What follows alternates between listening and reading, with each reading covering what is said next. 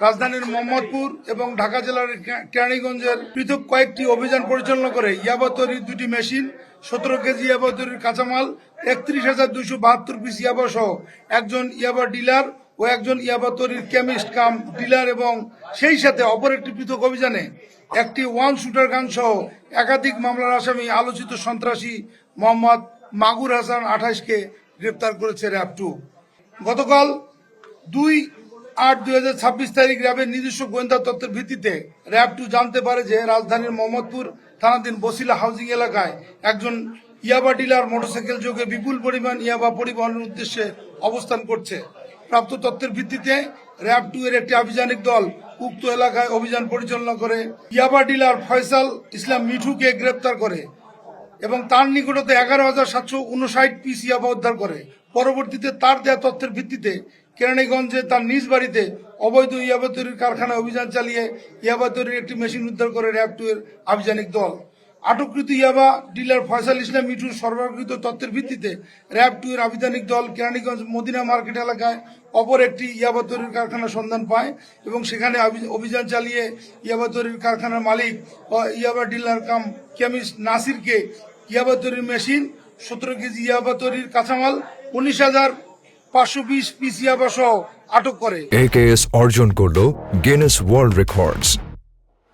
AKS উল্লেখ্য যে নাসির নিজেই ইয়াবা তৈরি করে নিজেই ডিলার হিসেবে দেশের বিভিন্ন স্থানে ইয়াবা বাজারজাত করে আসছিল।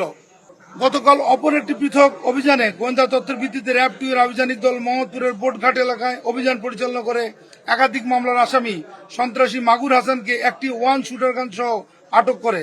আসামি মোহাম্মদ মাগুর হাসান ইতিপূর্বে 5 বার আইন শৃঙ্খলা বাহিনীর কাছে বিভিন্ন মামলায় গ্রেপ্তার হয়েছিল। জব্দকৃত আলামত এবং গ্রেপ্তারকৃত আসামিদের বিরুদ্ধে পরবর্তী আইনানুগ ব্যবস্থা প্রক্রিয়াধীন রয়েছে। আসামিদের নিকট হতে প্রাপ্ত তথ্যের ভিত্তিতে তাদের অন্যান্য সহযোগীদের গ্রেপ্তারের অভিযান অব্যাহত রয়েছে। নাসির নিজেই ইয়াবা কেমিস্ট, ইয়াবা ডিলার এবং সে আমাদের কাছে এ পর্যন্ত অনেকের নাম বলেছে। আমরা আপনাদের কাছে এটা রিভিল করতে পারবো না। আমরা পরবর্তী যে ফলো আমাদের অভিযান সেখানে আমরা এগুলো তাদেরকে গ্রেপ্তারের পরে আপনারা জানাবো। আমাদের র্যাব 10 এর একটা আমি যোগসূত্রটা আমরা খুঁজছি, যদি হয় এরকম আপনাদের জানাবো। আমি কিছুক্ষণ আগে তাদের জিজ্ঞাসাবাদ করলাম, তারা তাদের র মেটেরিয়ালস চট্টগ্রাম থেকে নিয়ে আসে এবং তাদের এই চেইনটা এটা বিভিন্ন জায়গায় বিস্তৃত, ঢাকার বিভিন্ন জায়গায় বিস্তৃত এবং আমরা এই মুহূর্তে যদি আপনাদের বলি তারা সচেতন হয়ে যাবে। সো এ ব্যাপারে আর প্রশ্ন আমরা ইনভাইট করব না। আপনার কালকে ডেইলি স্টারে একটা নিউজ হয়েছে, দেখেছেন যে ইয়াবা কিভাবে মিয়ানমার থেকে বাংলাদেশে আসে?